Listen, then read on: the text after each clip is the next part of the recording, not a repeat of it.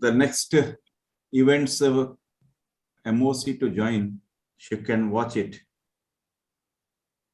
Yes.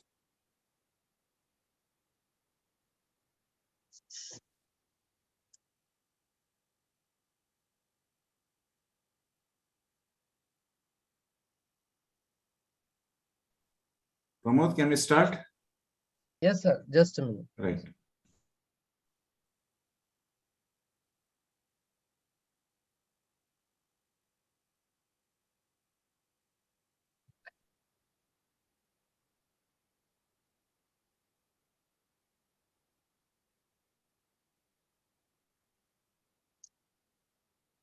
Good evening, everyone. Today is 119th Sunday Sahityik Satsang of iSPELL, and I take this privilege to invite Dr. Archana Singh, the event coordinator of this month, and I request ma'am to welcome the invitees and introduce the Master of Ceremonies. Please, ma'am. Thank you, sir. Very delightful good evening to one and all virtually present here. I am Dr. Archana Singh, Assistant Professor of English, and this is my privilege. And this is my privilege to welcome you all on behalf of the Indigenous Society for the Promotion of English Language and Literature. And I am coordinating December month's Sunday Sahityik Satsang. iSPELL, founded by Dr. G.A. Ghanshyam, since its inception, has continuously been striving hard to facilitate, to elevate by introducing various renowned speakers from different fields. And today we are honored. We have with us Dr. Sarani Ghosal Mondal, Associate Professor of English and Head Departments of Applied Sciences and Humanities and Social Sciences, National Institute of Technology, Goa. She, Madam, will speak on the topic, reading Aurobindo in times of ecological apocalypse. Welcome, ma'am. At the present time of environmental crisis, the human community is desperately in search of a new paradigm that would enable mankind to strike a balance between progress and sustainability. And when we talk about Aurobindo's words, Aurobindo himself said that nature is not a merely matter, but should be looked upon as a foundation for all life forms. This has a deep connection when we see it in the ecological perspective, especially given the value of dualism of the Western tradition of spirit and matter. Indeed, it is going to be a very interesting and informative topic today. And today, to chair the session, we have with us from Chhattisgarh, Arun Kumar V. Sir. Sir is an in-charge principal at Government NCJ College, Dalli Rajhara, Balod, Chhattisgarh. Welcome, sir. And to moderate the session, we have Mr. Sunil Kumar as Master of Ceremonies. Mr. Sunil Kumar is a research scholar, and Sunil Kumar has done his BA and MA from Government Digvijay Autonomous College, PG College, Rajnandgaon, Chhattisgarh. Sunil has also cleared National Eligibility Test in 2020 and presently working as a guest lecturer in Government Nehru PG College, Dongargarh, Rajnandgaon. So welcome, Sunil, and the platform is all yours. Please. Thank you, ma'am. Good evening to one and all. It's my pleasure to be Master of Ceremony of today's event. First of all, I would like to thank to Dr. G. Ghanshyam sir, General and Founder, General Secretary and Founder of iSPELL, and Dr. Archana ma'am for giving me this opportunity being Master of Ceremony of today's event. Thank you so much, ma'am. Thank you so much, sir. Today, as we have a keynote speaker of the event, on the topic reading Sri Aurobindo in times of ecological apocalypse. Dr. Sarani Ghosal Mondal ma'am, I would like to invite her. Before inviting, I would like to give a brief introduction about her. Dr. Sarani Ghosal Mondal ma'am, who is an associate professor of English in the Department of Humanities and Social Science, and also the HOD of Departments of Applied Sciences and Humanities and Social Sciences at National Institute of Technology, Goa. She is the author of pioneering book entitled Poetry and Poetics of What Whitman and Sri Aurobindo. She has also co-edited two books entitled Indian Responses to Shakespeare and New Ways in English Literature by James Cousins. Her areas of interest include comparative literature, mysticism, applied linguistics, and cultural studies. She has presented papers on comparative mysticism and applied linguistics at different universities in the US and Asia. She has also collaborated in a UGC-funded project on comparative mysticism under ePathshala. She has received MHRD's seed grant to write a monograph on Sri Aurobindo and Rumi. She has worked as a resource person for state higher education, Telangana state and Kerala to revise the curriculum of applied linguistics. I would like to welcome ma'am. Thank you. Thank you. So, may I start? Yes, ma'am. Okay. So good evening, one and all present on this e-platform. And I'm thankful to Professor Ghansham ji for inviting me to be a part of this Sunday program. And also, thank you for nice introduction. Okay. So what I will do, I'll just show the slides and I will start. Just a second.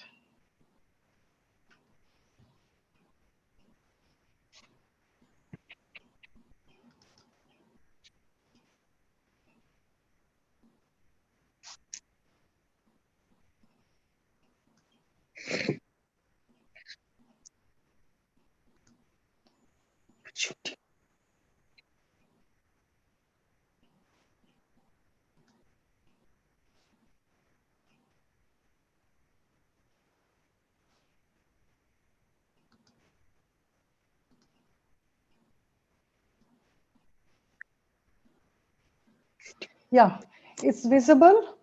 Yes, ma'am, it is. Okay.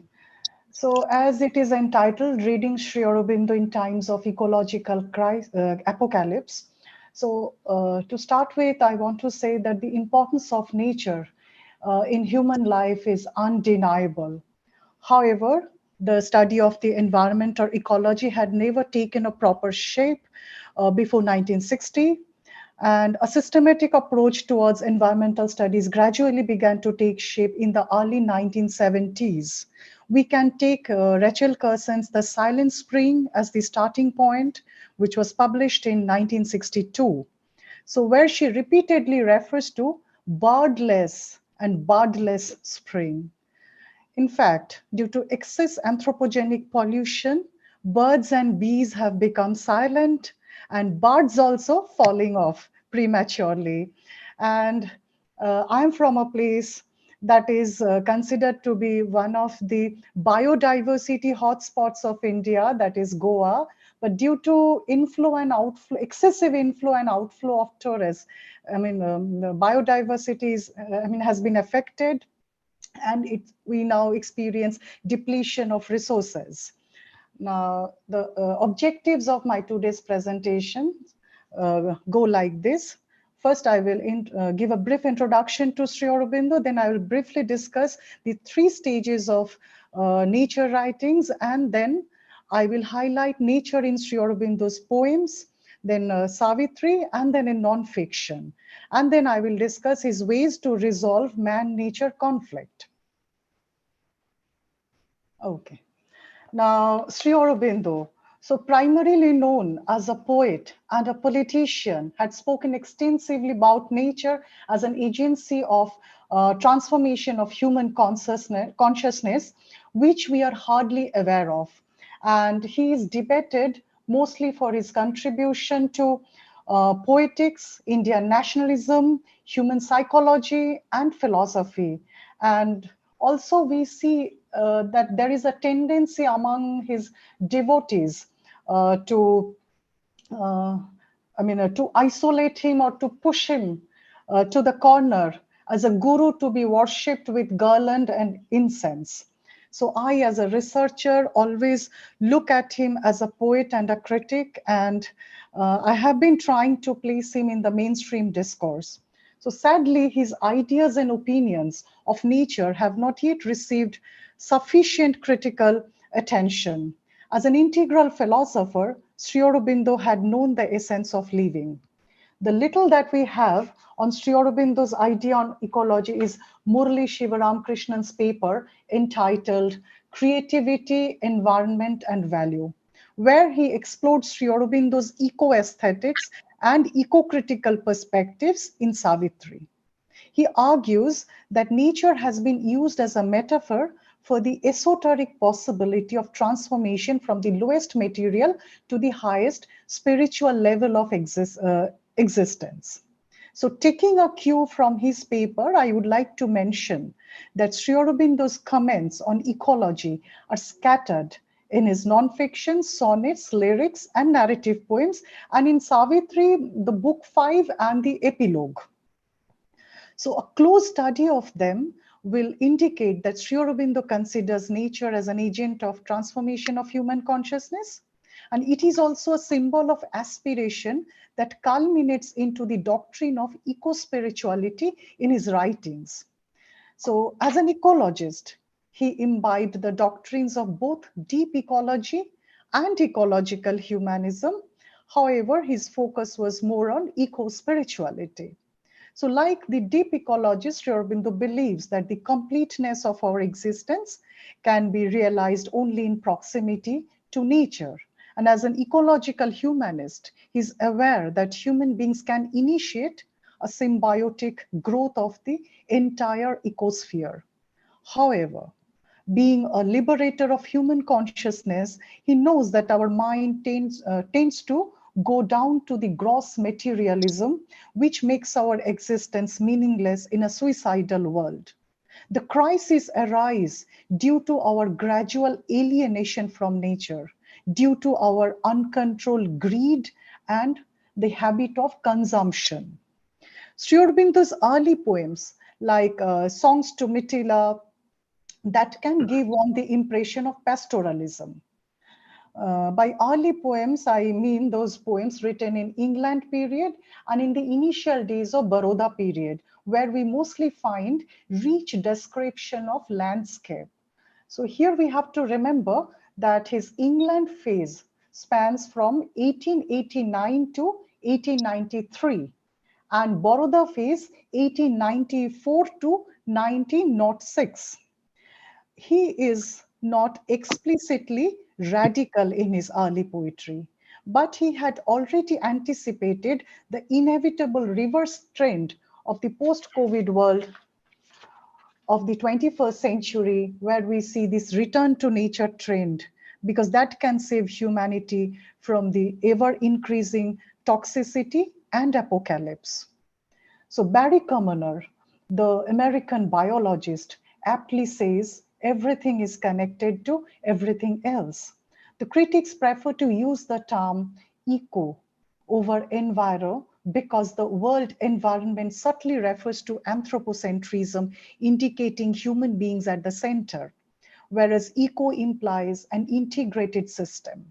So ecology is a generic, multifaceted term that applies to a number of heterogeneous ideologies, theoretical perspectives, and political practices concerned with the relationship between human population and non-humans. So according to the eco-critics of the first stage of nature writing, witnesses the stereotypical representation of nature, which includes metaphors like Arcadia, Eden, virgin land, savage, and wilderness. So the author in particular romance with nature, resulting in fanciful songs and lyrics. The pastoral artists do not talk of conservation. They are satisfied with the description of nature with rich images. They and the radical approach is also missing in them, and the importance is therefore relegated to drawing room discussion. And according to them, it is like a kind of garden excursion or aesthetic excursion, which dethrones rationality. So Greg Garrard, in his book entitled Eco-Criticism, refers to Terry Gifford's three kinds of pastoral: classical pastoral, romantic pastoral, and American pastoral. But I will not go into the details, but we have to remember that the pastoral artists escape the miseries of realities. The romantics and the classical writers do not represent an endangered vision of art that needs conservation. However, we have to remember that the decisive shift from the country to the city in the wake of the Industrial Revolution in 1970 resulted in an acute longing for nature. The rapid urbanization stimulated a fondness for meadows and mountains. Economic dependence on animals and meadows of the earlier decades is now replaced by dependence on machines. So this urban isolation creates a sense of alienation and sadness among the Romantic period. So here is a brief quote from William Cowper. So here we see romantic sadness or reflective sadness, but he doesn't talk of conservation. And then the American pastoral also pivots around wilderness and quest narrative. So we all know that the transcendentalist philosopher H.D. Thoreau is one of the key figures of American pastoral. Lawrence Buell, in one of his seminal works, The Environmental Imagination, says that nature is a part of the American national ego. According to Buell, it is synonymous with the idea of return to a less urbanized, more natural state of existence. And Buell considers Thoreau's Walden as an economic and spiritual experiment which prepares the ground for serious eco-critical concerns in the US. And he calls Thoreau an inclusive, biocentric prophet. In Buell's words, a change in public attitude can save this earth, which I will discuss later with reference to Sri Aurobindo. And we have to also remember that this expression, public attitude, it actually relates to Sri Aurobindo's philosophy. And the second stage invites nature-oriented non-fiction in the mainstream discourse, and the writers like H.D. Thoreau, John Burroughs, then John Muir, Rachel Carson, Aldo Leopold, they take center stage. And Burroughs, in his essay entitled The Art of Seeing Things, explains the value of observation. Burroughs' words give us an integral vision of nature and how indispensable it is for our healthy existence. As an important writer of the second stage, Thoreau also raises our concern towards daily wastage. The first essay in Walden, that is called entitled Economy, that discusses the doctrine of minimalism, where he gives examples and statistics of how one can be economical. And the second stage is focused on raising awareness by bringing ecology to the foreground, which encourages constructive debate and dialogue. And here we should say that we have to cut the individual production of waste in every household because it has increased in leaps and bounds. And I can give you a brief and small statistics like the per day production of waste in the city of Hyderabad is 3,000 tons because I'm into recycling. I and my associate, both of us, we recycle plastic. So we get plastic like it's like 1,000 tons per month we get from Hyderabad. Then the third stage. So the third stage or the final stage up to this point is involved in theoretical discourse, and many new approaches and theories have been introduced under the canon like ecological poetics, ecofeminism, eco-spirituality, Marxist ecology. then discourse on toxicity, bioregionalism, and many more. And the ever-emerging theories on eco-criticism indicate the ongoing discourse on it. And it is an inclusive discipline offering scopes for interdisciplinary scholarship and observation. And over the years, it has become a multi-ethnic movement as nature and culture are inseparable. And any discussion on ecology begins on the premise of nature vis-a-vis culture. So many forums have come up to discuss the crisis, like ASLE in the US, and then a few decades ago in 1973, the Chipko movement, which was initiated by Sundarlal Bahuguna, along with Gauri Devi, Viruksha Devi, Suraksha Devi, and Sudeshna Devi. So all these tribal activists, women activists, played a pivotal role in forest conservation. At present, we have Medha Patkar, Vandana Shiva, Sunita Narayan, Tulsi Gaura, Jadav Paeng. And then many youngsters are also there. They have shown interest in ecological conservation, like Greta Thunberg and Ridhima Pandey. So that's all about the background. Now I will focus on Sri Aurobindo's writings, because I have to place him in the second and the third. I mean, as per my understanding as a researcher, I felt that he could easily be placed in the second stage and in the third stage. Okay. So from 1900 onwards, there is a gradual change in Sri Aurobindo's theme and style. He becomes contemplative, and his language begins to be aphoristic and forceful. So many poems in Ahona and other poems are contemplative and very reflective, even though they were composed during his stay in Baroda, when he was busy writing articles for Bande Mataram, a political daily, and he was also, publishing scathing criticism of the loyalist attitudes of the Indian National Congress. So Baroda period is actually known for his aggressive journalistic writing, but we have to remember that alongside his aggressive journalistic writings, he was composing nature lyrics too. And there he was very contemplative and meditative. So here is a short aphoristic poem, A Tree, and that projects the conflicting mind of a seeker. The branches of the tree are sprayed upward, indicating our aspiring souls, which we wish to transcend from the mundane. The dichotomy of the mundane and the transcendental is a common theme in the writings of the mystics, who try to bridge the gap through their deeper realizations. So here we see the spreading branches indicate his aspiring soul. And I have already mentioned in one of the previous slides that the metaphors of tree, then birds, ocean, and seed, these are the recurring metaphors used by Sri Aurobindo in his writings on nature. Then there is another short lyric. No, it's not a short, it's just a portion of the poem. It's a long poem, it's a long narrative poem.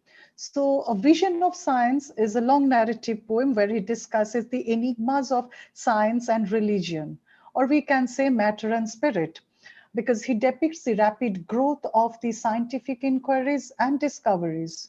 So also the expansion of the human ego, which makes one forget the presence of the Emersonian oversoul in nature. And the poet here subtly points out the prosperity of the material world slowly disintegrates us from our true selves, the I. And we get detached from nature too. We transform nature to meet our needs. And which is why Amitav Ghosh in the Nutmeg Curse ironically refers to the terraformation metaphor. So it's a parable of the environmental crisis, which began with the Western colonizers. So what Sri Aurobindo says that at one point one will have to restore the balance to save our widest home from the apocalypse, as William Howard advocates that in his seminal essay, Some Principles of Eco-Criticism. So Sri Aurobindo is advocating a higher realization beyond the invention, beyond the scientific inventions and discoveries. And that's why if you see the last line quoted here, that who shall do mightier miracles than these? I know thyself infinite. So we have to go beyond these scientific miracles and inventions. Then there is another. So the sea at night is again a mystic lyric where the ecological vision of the poet grows into a mystic vision. The sound of the waves, the sibilation of the waves, that's the sound. The sound of the waves triggers his inner self. He feels the mighty presence in the limitless ocean.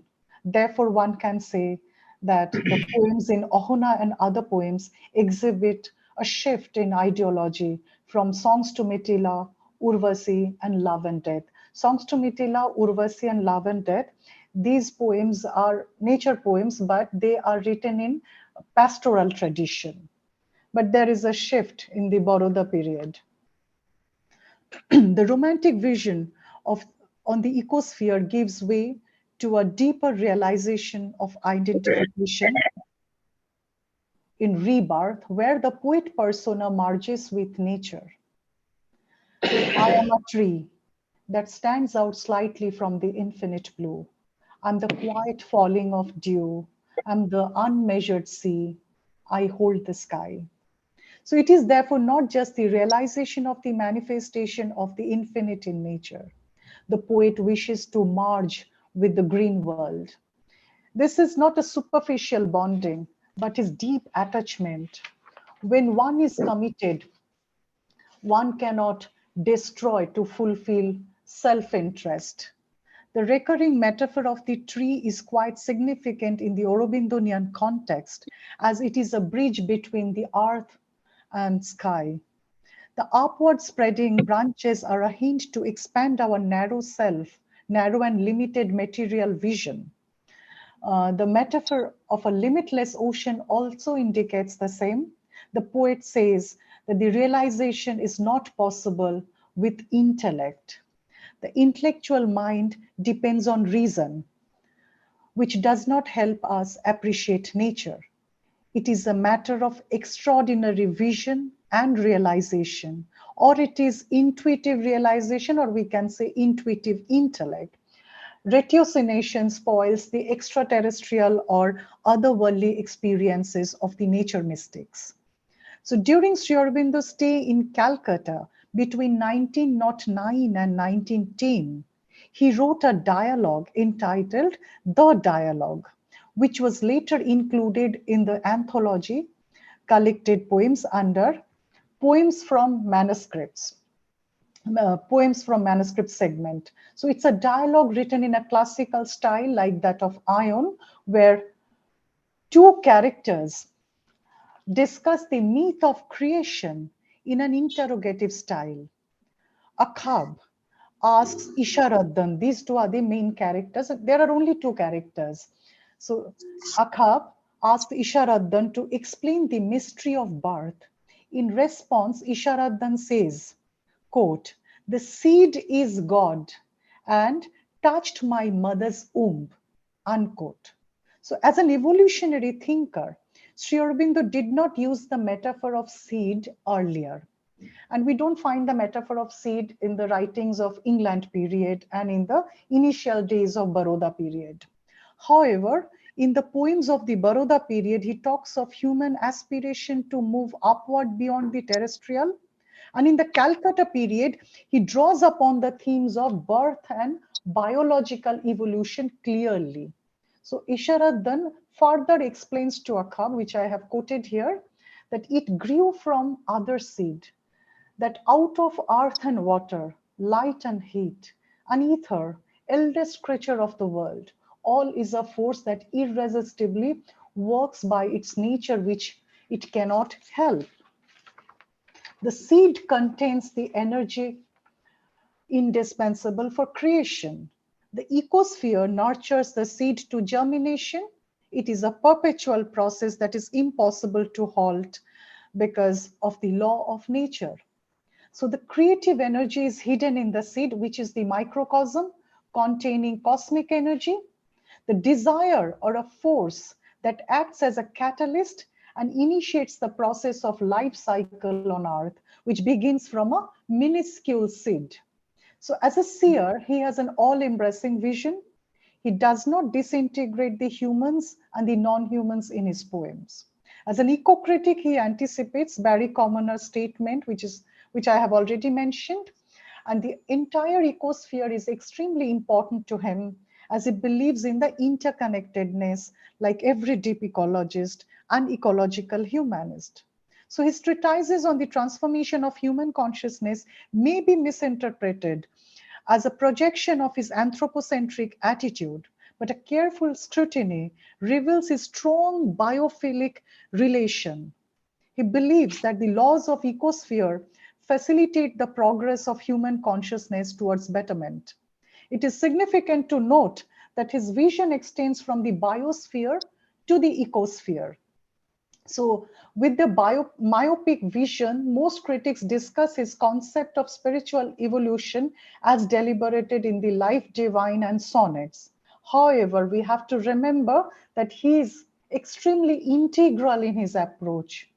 And I repeat that his vision extends from the biosphere to the ecosphere. And then as an eco-pilgrim, he aspires to realize the supreme through a nature trail in a short poem that is called One Day a Little More, quoted here. So hill after hill was climbed, and now behold the last tremendous brow. On the great rock that none has trod, a steep, and all is sky and God. The lines aphoristically depict his view on the ecosphere, which establishes him as an eco-spiritualist who believes that being with nature can bring in a change in the human psyche. He advocates his message metaphorically by embracing the persona of a trekker who undertakes an arduous journey of hardship to renew himself. So myriads of experiences are necessary to realize the essence of existence and to reach the pinnacle. Then Ocean Oneness, written in 1942 in Pondicherry, is a symbolic poem that exemplifies similar experiences on a deeper level.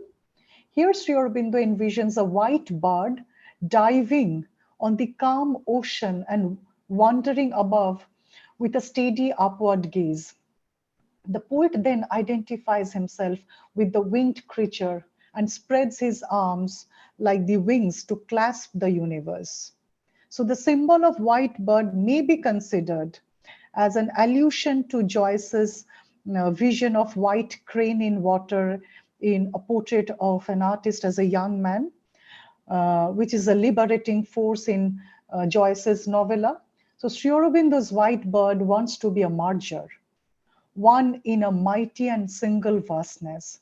The bird is an agent of transcending the limit. The symbol of upward spreading branches culminates into symbol of upward spreading wings, which indirectly hints at our expansion of at the expansion of our earthbound vision to a cosmic vision enveloping the ecosphere. Like, for example, Shelley's bird, the skylark, does not return to Earth. In contrast, Wordsworth's skylark and Sri Aurobindo's white bird, both of them are pilgrims of the sky, and they are true to the kindred points of heaven and home. In bliss of identity, Sri Aurobindo's message is that we should come out the shackles of our egoistic self. Then only one can think of preservation instead of consumption. So which is related to our capitalistic vision. Now, Ray L. Bryant and Michael Goodman, in their paper entitled Consuming Narratives, the Political Ecology of Alternative Consumption, explain this problem with an insightful comment. A global capitalist system seemed to be the cause of most of the world's troubles. conditions of social and economic inequality, political and cultural oppression, economic exploitation, and natural resource depletion were linked to capitalism. And of course, all these are related to individual greed, individual consumption, or greed for more. So being a minimalist like Thoreau, Sri Aurobindo knows the difference between greed and need. So we hardly find a sensuous description of food and objects in his poems like that of Keats's The Eve of St. Agnes. The sonnets written in the Pondicherry period project his desireless vision of life. He knows that there is a nothingness in excess. Sri Aurobindo is not an ascetic. His philosophy is equanimity, which he learned from the Vedic scriptures. So Sri Aurobindo's realization is experiential, which ends in a feeling of cosmic consciousness. So other than the Vedic scriptures, Tagore and Whitman, the metaphor of cosmic consciousness is rarely found in literature, and also we can refer to Bhakti poetry also. There also we find cosmic consciousness. So the metaphor of cosmic consciousness is linked up with his doctrine of evolution. In the Miracle of Birth, he writes, there's a very interesting expression here, sentence here, evolving from the worm into the god. So as an evolutionary thinker, he believes in an ascent to higher consciousness. And that is possible if we expand our egoistic self to embrace all. So nature helps us in this process of ascent. And one experiences absolute harmony or unity with all. Then his another sonnet, Divine Hearing, is an example of Aurobindonian eco-spirituality, which is purely an intuitive experience of oneness. Okay, so I'll move to the next. Now, my focus will be nature in Sri Aurobindo's Savitri. Okay, so Sri Aurobindo in his letters on Savitri, written mostly in 1936, informs us about the process of composition. And I quote, I used Savitri as a means of ascension. And he further informs that this epic poem was written many years ago before the mother came. And initially it was a narrative poem in 2 parts. And what Sri Aurobindo did here, we all know that it was a 600 lines story anecdote in the Mahabharata. Sri Aurobindo took that and he expanded it to a blank verse epic, which contains 23,813 lines. And it starts with a statement that is, all can be done if God touches there. So this is his initial statement in Book 1, Canto 1. Indicating his firm faith in the divine, who is inspiring him to compose this magnum opus. So the present discussion will concentrate on Book 5 and a few select sections from Savitri. And the Book 5 is known as the Book of Love. And in that book, in Book of Love, we see Savitri and Satyavan quoting each other in a sylvan setting. And nature is exquisitely beautiful. And the first quote is from Book of Love, the white crane stood, a vivid motionless trek. So this is from Book of Love, and it is written in pastoral tradition. So this may be categorized under the classical pastoral tradition of Theocritus and Virgil, where we see everything is in a state of utopia. In Canto 2 of the same book, he says, earth in this beautiful refuge, free from cares, murmured to the soul a song of strength and peace, unquote. So this alludes to Keatsian escapism in the Ode to Nightingale, because the poet is divorced from the realities which offer a dystopic vision. Then Sri Aurobindo's final message in Savitri, that is love, message of, that is the metaphor of love. He talks of love, that is his final message. And that is quoted here, "O death, my love is stronger than the bonds of faith.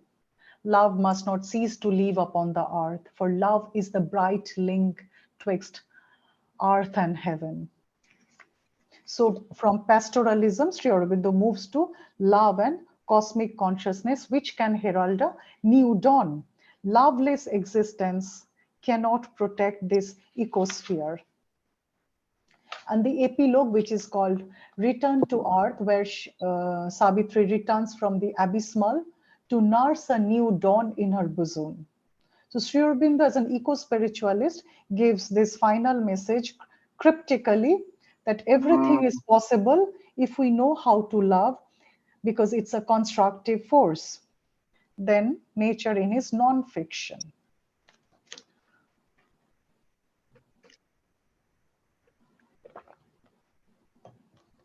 So in Progress to Knowledge, God, Man and Nature, from chapter 17 of the Life Divine, Sri Aurobindo says, nature is fulfilled in man and man in nature, and both find themselves in God, because the divine is ultimately self-revealed in both man and nature.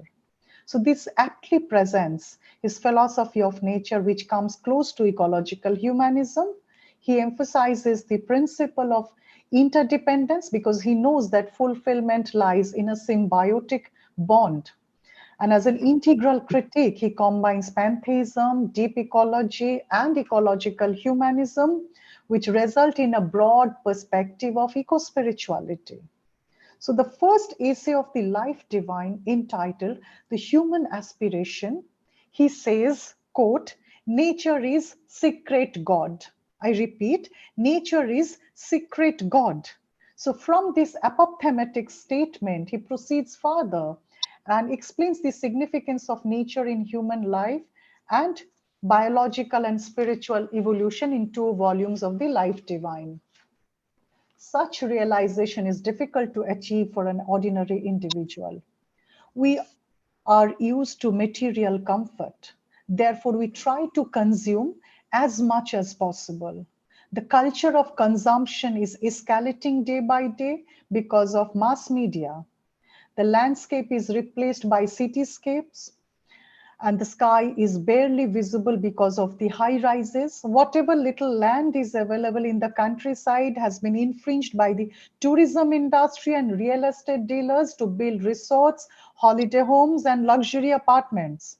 So there is hardly any regulation to put a halt to this rapid concretization, even though there are sporadic initiatives like Garden City movement by Lewis Mumford, which has been taken up by many town planners, but all these are yet to be popular in India, because in India it's all haphazard urbanization. And the culture of commodity and consumption should be replaced by the conservation-seeking commodity culture, which may be termed as the alternative consumption sector. So this trend is emerging in isolated places where the objective is to use natural resources without destruction or disruption of the ecosphere.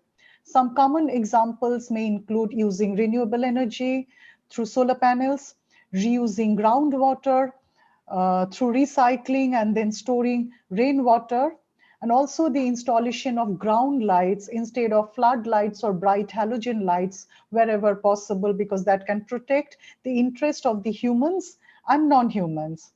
The number of cell phone towers may be reduced to save the lives of the small birds, which we have seen in a famous film 2.0.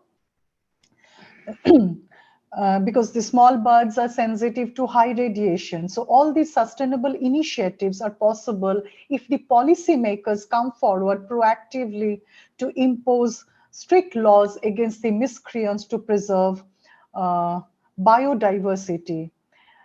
Like in Goa, loud music in the beaches have already disturbed the marine lives. So the balance between matter and spirit is necessary, which is Sri Aurobindo's message. In his treatises of the Life Divine, Sri Aurobindo has rightly explained the key problem in the first essay. And the first essay is entitled The Human Aspiration, which is already mentioned there.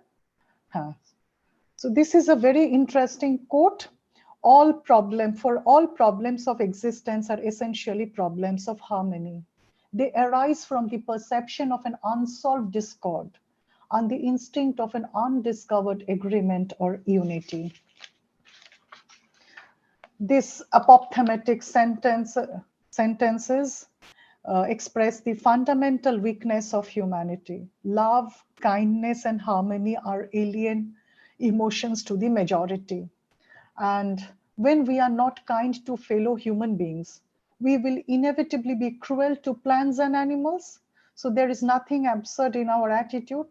And with this ironical note, he discusses his views on the green world. And the seed metaphor comes back again in an interesting essay in the Life Divine that is called Life. I think I have also quoted a portion from Life. So the seed may be described as a unit of energy or force that self-forms, manifests, and develops to exist in the ecosphere. It is an enigmatic process for Sri Aurobindo, and in Life, he discusses plant life like a biologist. According to him, the common belief is that we witness a constant dynamic energy in movement in the universe. We call it life. The visible action is life energy. We are used to habitual operations and responses. Apart from human beings, animals and birds, plants perform some habitual operations, and the dynamic play of universal energy is also evident in our green companions. Yet, we tend to ignore their presence. Here is a detailed interpretation of the nervous system of the plants, which affirms our conviction of a scientific approach to plant life cycle. So what he mentions here, which is that, but sensation is sensation, whether mentally conscious or vitally sensitive. And sensation is a form of consciousness. When the sensitive plant shrinks from a contact and tries to draw away from it, there is, in a word, a subconscious sensation in the plant, just as there are, as we have seen, subconscious operations of the same kind in ourselves. So the movements in the plant are very subtle. They respond to various stimuli from the environment. It has a vital force which is not visible to our naked eyes. So Sri Aurobindo defines it as sub-mental sensation in the plant. Sub-mental sensation in the plant. The energy of the universe is manifested in different forms, animate and inanimate, which form the ecosphere. Sri Aurobindo, as a critic, penetrates deep into the plant life to inform us about their subtle sensation. So they share an important space in his evolutionary philosophy. He observes nature both as a critic and as a biologist. Therefore, one can easily place him in the second and the third stages of eco-criticism. He raises our green consciousness through non-fiction and believes that it is through nature one can realize the divine. Though it is in rudimentary form, the tiny seed contains cosmic energy. Drawing our attention to the seed, he enlightens us about the relevance of a tiny and ignoble object of nature. Despite having the nethermost status, the seed contains the cosmos, according to him. So it propagates life by drawing nutritional elements like heat, light, and water from nature. So life gradually evolves in the non-human. So according to Sri Aurobindo, energy is submerged in the matter. Universal energy is an intermediary power which forms and transforms everything. including matter like metal, which emerges from the earth. The ecosphere is an integrated system which is operated by dynamic life energy or force. This force is expressed in birth, growth, death, and rebirths. So in other words, the revelation of force is life. In another essay, which is entitled Brahma Purusha Ishvara, he further explains the life force that Brahma is the force that acts in man and animal and forms and the energies of nature. So Sri Aurobindo as a critic sees everything as a whole, and this vision of cosmic harmony gives him the status of an eco-spiritualist. And for him, it is a shared planet. This earth is a shared planet. And to accomplish this feeling of oneness, he says that, sorry, one has to grow into a larger being. And he suggests three ways: self-enlargement, self-fulfillment, and self-evolution. Self-enlargement, self-fulfillment, and self-evolution. So as a pragmatic thinker, he knows that it is possible when one exceeds ego. And he is aware that human being as an individual requires ego sense to some point as to affirm and to distinguish his or her identity. But beyond that, we have to get out of our I-ness or egocentric attitude. So as a prophetic seer, he nails down the issue precisely that the growth and expansion of an individual is a challenge before the mass. The collective will always dominates the individual will to grow. The mass sentiment often drags one downward to lower emotions like ingratitude and unkindness. And Sri Aurobindo says that one has to be firm enough not to bow down to the collective forces so that its plasticity will be broken in due course. However, society needs such exceptional individuals who possess the will to transcend themselves beyond the collective forces. And then he says that mind ego, life ego, and body ego, which are the parts of our surface being. So the extraordinary individual who has a will to bring in a change, so he has to come out of the pools of this mind ego, life ego, and body ego, and the collective should not influence the individual. So according to Sri Aurobindo, this is nature's primary education, that one should become as vast as nature. Eco-spirituality advocates mutual indwelling and oneness. So this leads to a unity of the three: God, soul, and nature. So as an eco-critic, Sri Aurobindo emphasizes the change of consciousness, which is analogous to Lawrence Buell's view in the environmental imagination, that equilibrium in the ecosphere can be restored if there is a change in public attitude. So in an essay entitled Civilization and Barbarism from the Human Cycle, Sri Aurobindo explains in detail the underlying problem. And the commercial culture, Sri Aurobindo calls it, the culture of consumption, he calls it commercial culture, and he calls us economic barbarians. So economic barbarians make the satisfaction of wants and desires and the accumulation of possession his standard aim. His ideal man is not the cultured or the noble or the thoughtful or moral or religious, but the successful man. To arrive, to succeed, to produce, to accumulate, to possess is his existence. The accumulation of wealth and more wealth, and the adding of possessions to possessions, opulence, show, pleasure, a cumbrous, inartistic luxury, a plethora of conveniences, life devoid of beauty and nobility.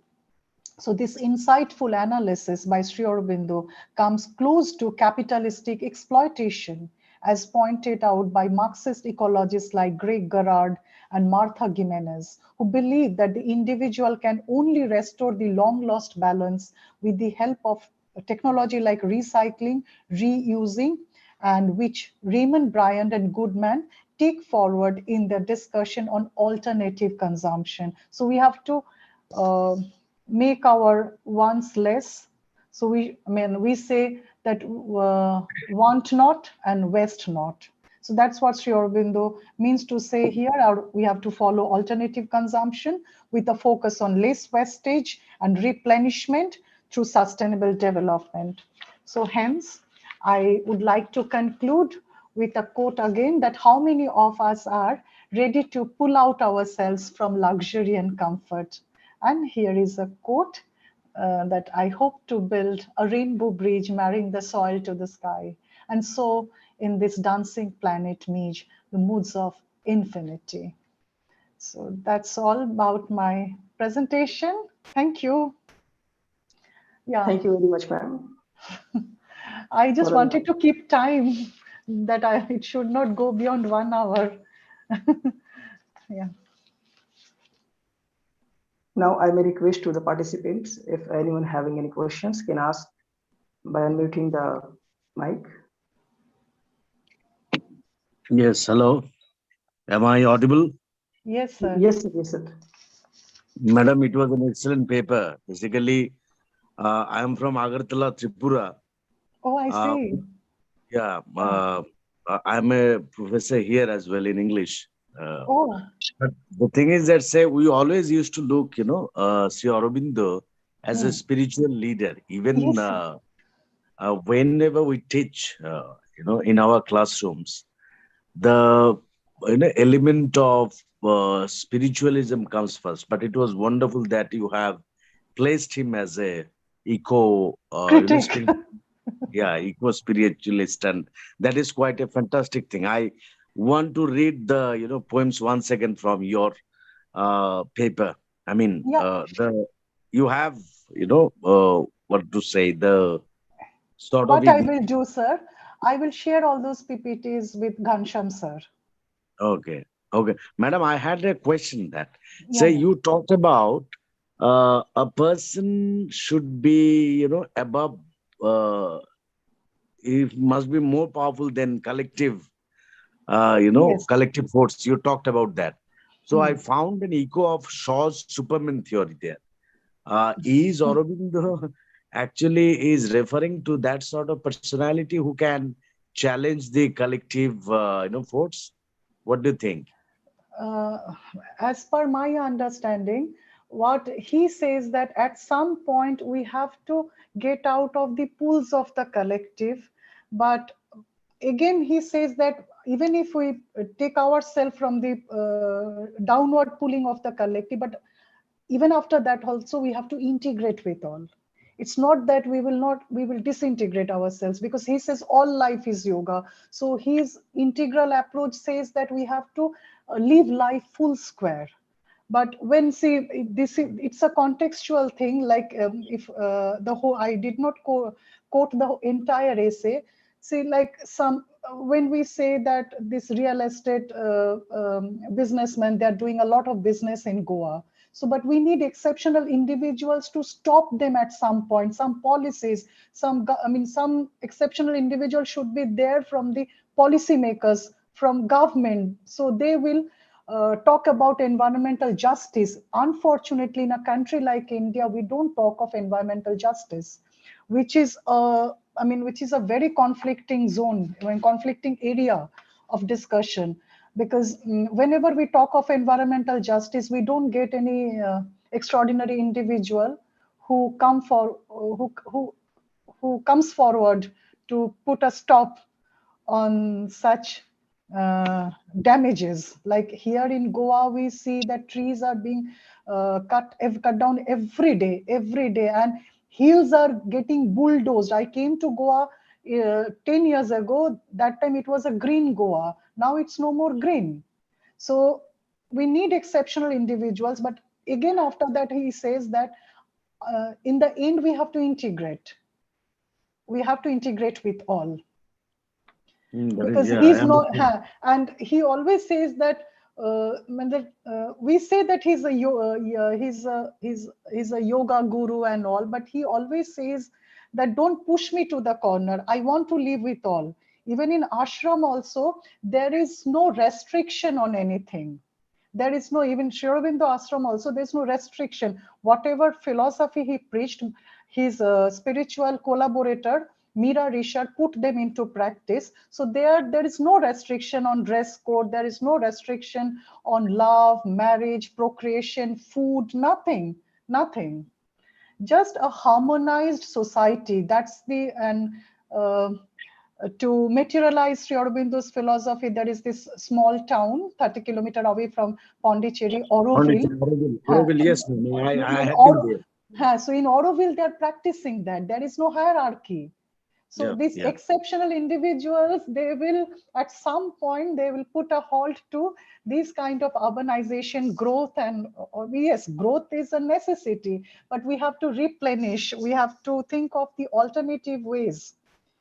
That's what he says, that let us not be economic barbarians. That's what he says, right? So for that, we have to create, first of all, martyrs, and then only we will be uniting. Yeah. Thank you, sir.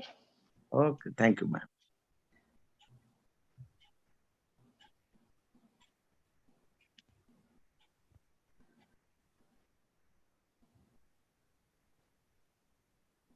Anyone having any questions?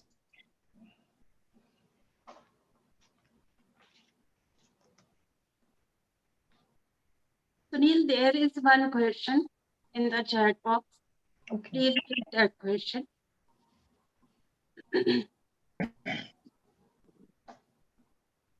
Hello.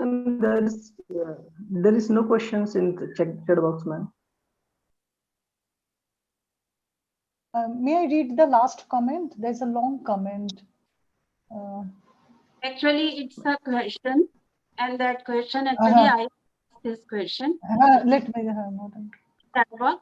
Madam, actually, my PhD is on Sri Aurobindo, but nice to know. But to be very frank, I don't know. I don't have very deep knowledge about his philosophy because my PhD is on his drama, on his 5 plays. So Business of Basora, Rodogyun and all? Eric and Perseus the Deliverer. Perseus the Deliverer, yes, yes. So You there have also we see this message, no, transformation of human consciousness. That's there. But only means not very deeply. What we can find in Savitri. So that is not there in all his dramas. So really to read Sri Aurobindo and to understand Sri Aurobindo is very difficult. But to some extent, what I know about Sri Aurobindo, that when the modern men are taking knowledge consciously and letting go the ignorance unconsciously, and that's why they are planning to build up lives in the Mars, but they don't care about the nature. They don't care about the nature on this earth. So my question is that when you went through the paper, when you were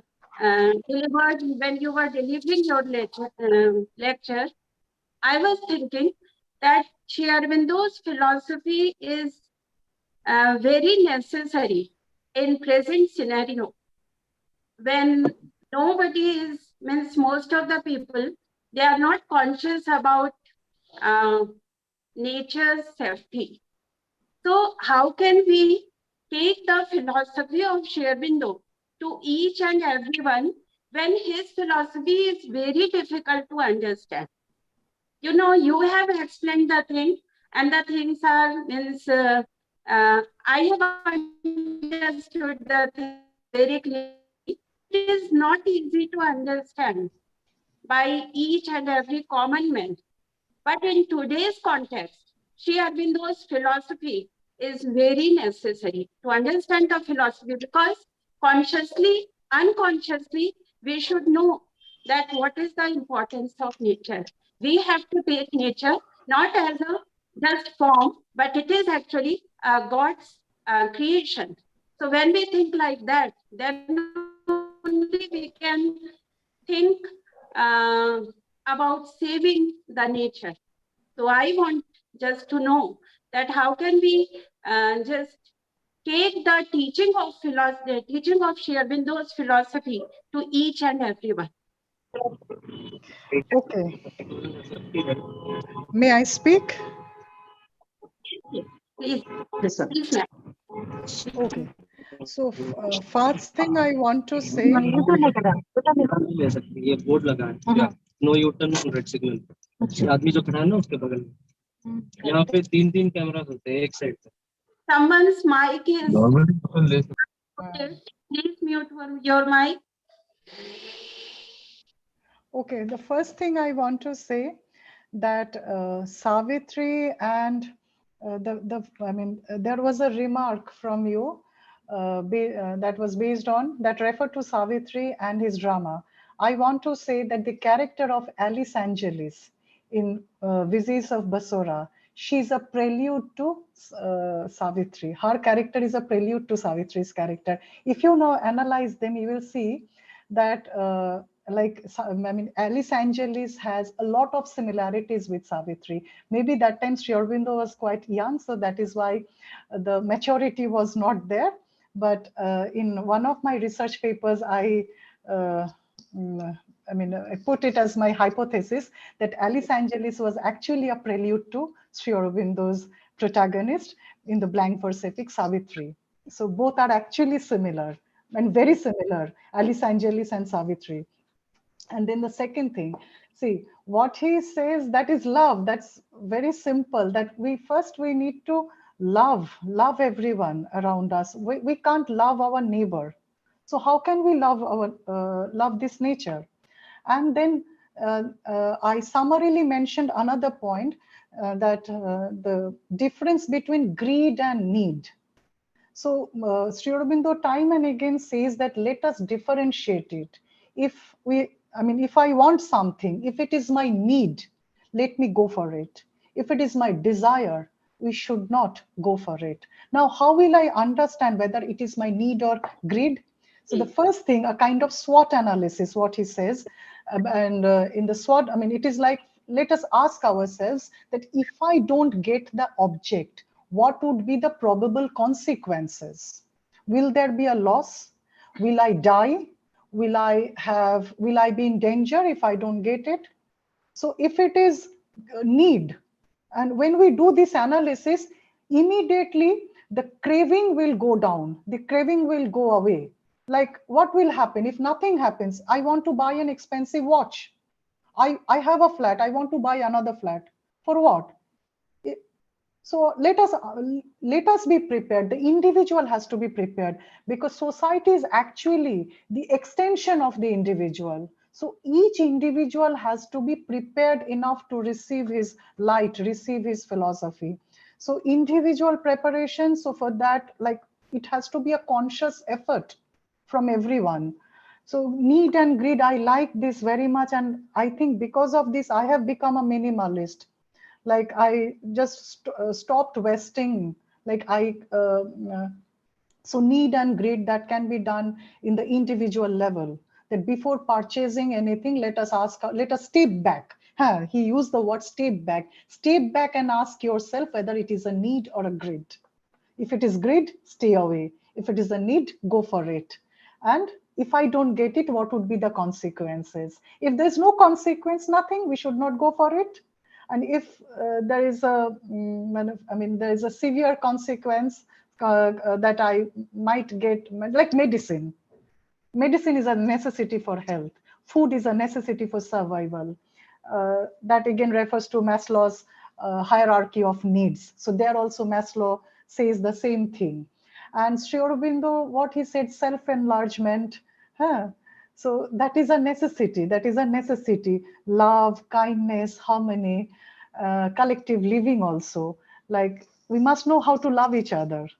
If I can love the family members, if I can love my in-laws, then I can love my children, my students.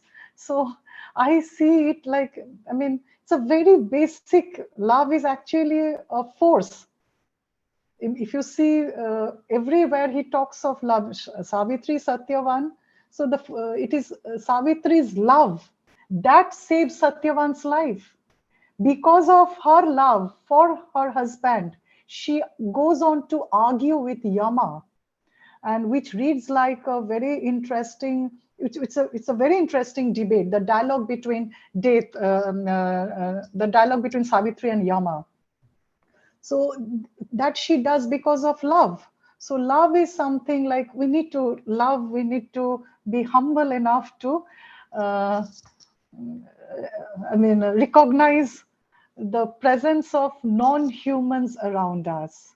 And then not only non-humans, when he talks about matter and spirit also, we can explain like this. Instead of saying matter and spirit, I always think like this, that like matter, let us take example of a metal called iron. Now, iron is a metal. Now, people may ask, how is it related to spirit? Yes, it is related to spirit. Like Goa is famous for iron ore. Now, this iron is available in the laterite soil of Goa. Now, whenever I think of it, I think, okay, these plants, they take iron from the rhizosphere of the soil in the form of Fe, and that iron goes to the fruits and flowers and vegetables, and we consume those fruits, vegetables. So that builds up and nourishes my spirit. So matter and spirit are actually linked. So let us be introspective, let us think, let us love. I don't find any synonym for love. Love, surrender, humility, these are the basic qualities. Then only we can curb our consumption. Like sporadic initiatives have started, like instead of halogen light, ground light, so that the birds and the animals, they will not be affected. Then alternative consumption also, why can't we reuse? Why can't we curb our individual production of waste? Individual production of waste has increased in leaps and bounds, and every day, over the years after reading Sri Aurobindo, I have become really passionate, and that's why I'm into recycling. I collect with my associate, we collect discarded plastic and we recycle them, just because to save this earth. Small initiative. Like at home also, we can check our production of garbage every day. We can check that. So individual production, like this is a very small practice. Like, ma'am, you can start it in your family. Like you can just check the level of garbage, dry garbage, wet garbage. If it's increasing, means consumption is more. Generally, these wrappers, plastic wrappers and all these are more.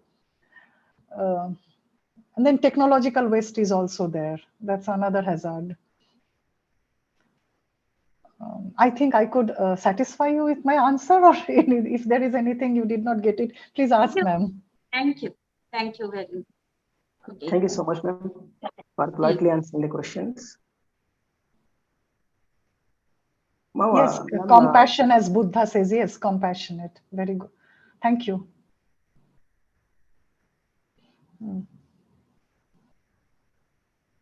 Ma'am, can we go ahead? Yeah. Yes, Sunil. Yes, please.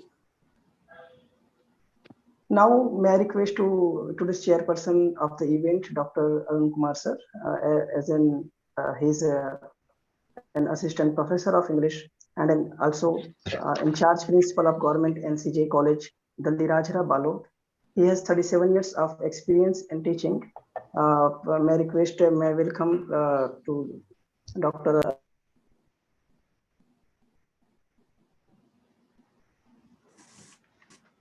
Welcome.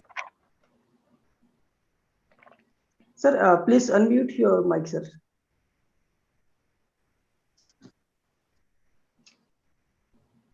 Sir, again it is muted, sir. Audible? Yes, sir. Yes. Yes. Yes. A very good evening to you all. I thank you all to invite me to chair this occasion.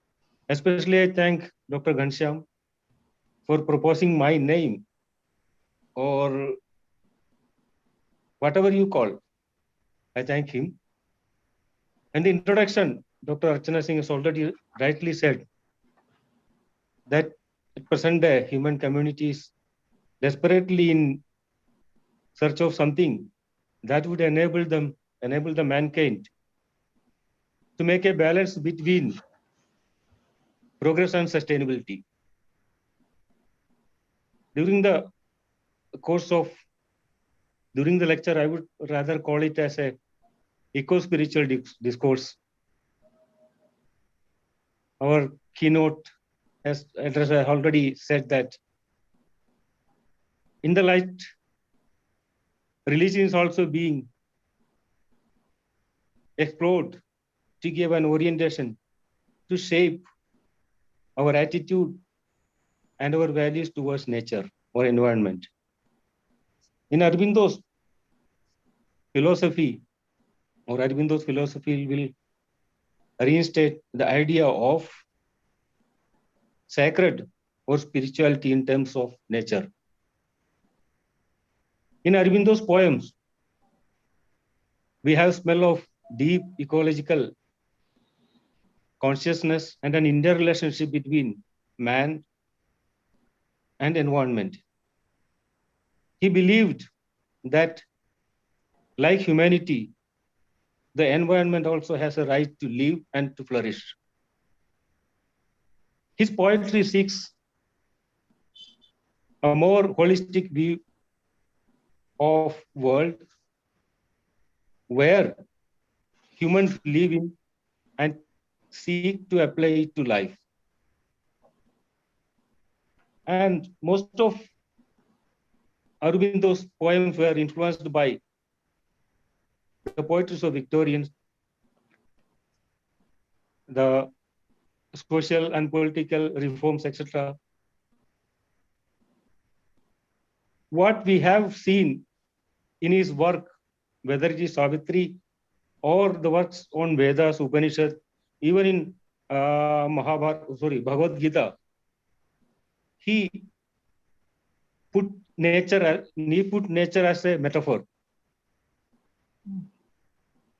And poetry to him is a way of spiritual cultivation. And last, to sum up, I would say, nature to him is a field of spiritual cultivation for divine crops. Thank you. Thank you all. Thank you, sir. Thank you.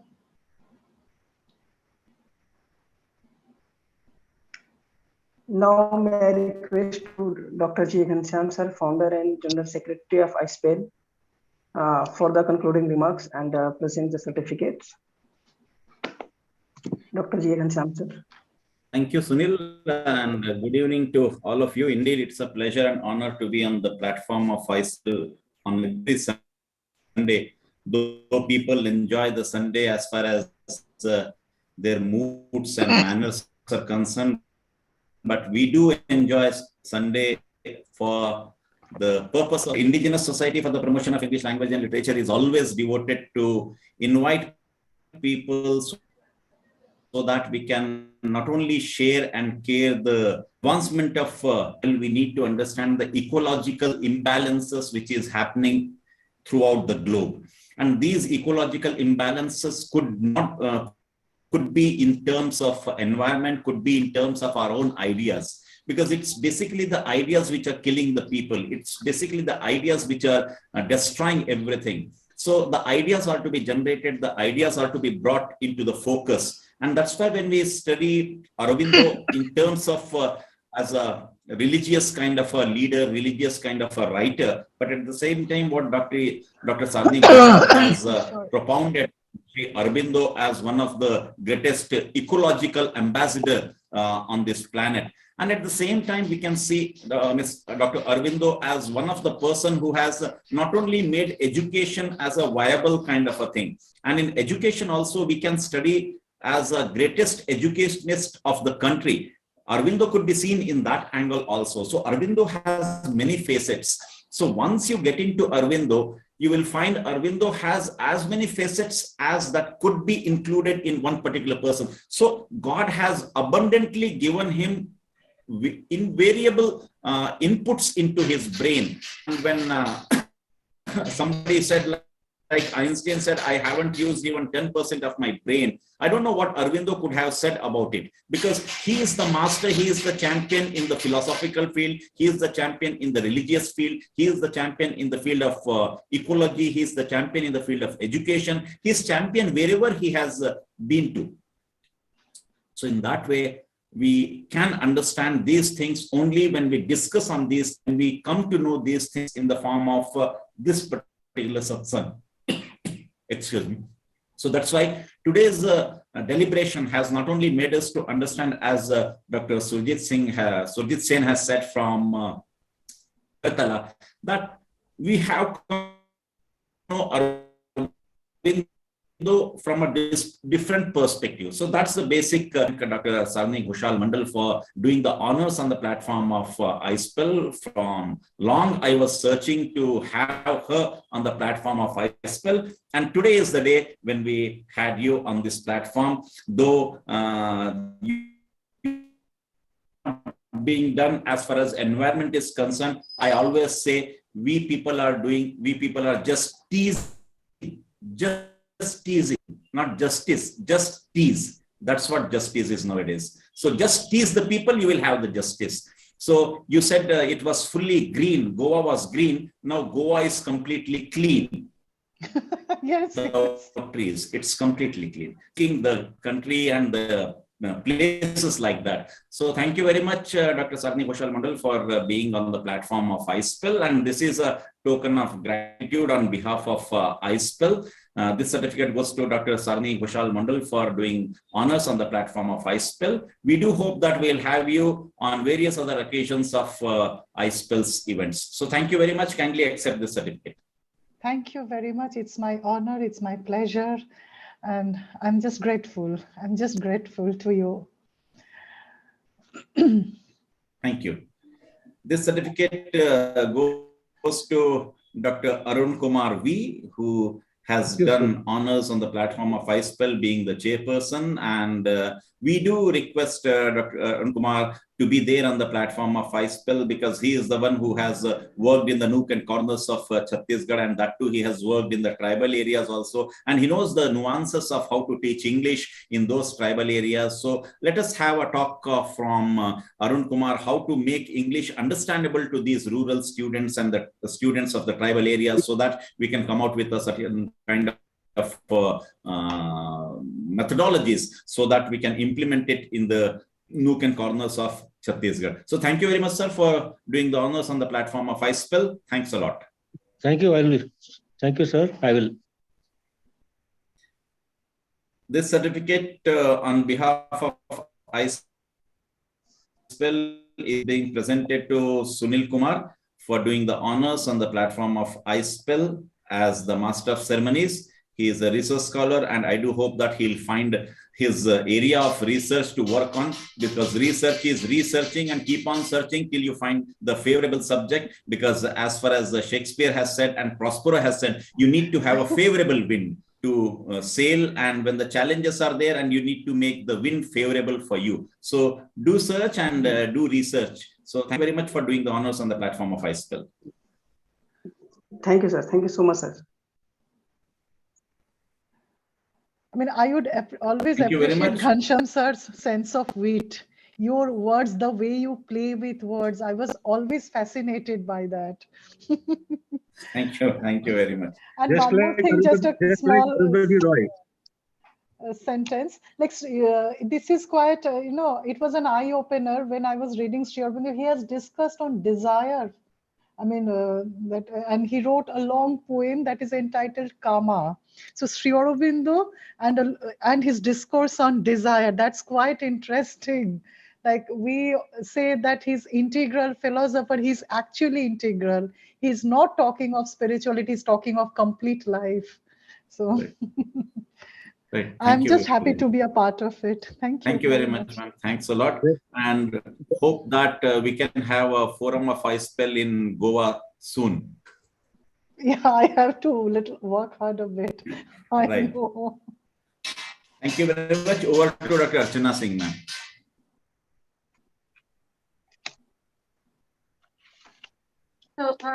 Thank you very much, ma'am, for being there on the platform of iSPELL. Really, you have made share window very easy to understand. Because Thank you. I think I have done work on share window, and what I personally feel that it's very, and it is not easy to understand share window, No, but no, no, not at all. explain the things in such a manner that really it was not only very interesting, but also very informative, very insightful. So thank you very much, madam, for being there. I'm very much thankful to Arun Kumar V, sir. And despite his busy schedule, he has accepted the invitation and now he is there. So thank you very much, sir, for being there. I'm very much thankful to Mr. Sunil Kumar. Indeed, this platform needs young generation to come forward, and Sunil Kumar has moderated the session very perfectly. So thank you, Sunil Kumar. I'm very much thankful to Pramod Dhengle sir for just arranging all these technical issues. And last but not the least, very much thankful to Dr. G.A. Ghansham for creating this platform, for making all this possible. And really, it's very very advantageous platform for all of us. And lastly, I'm very much thankful to all the participants who participated and listened to this wonderful lecture delivered by Madam Mondal. So thank you everyone. Over to Sunil.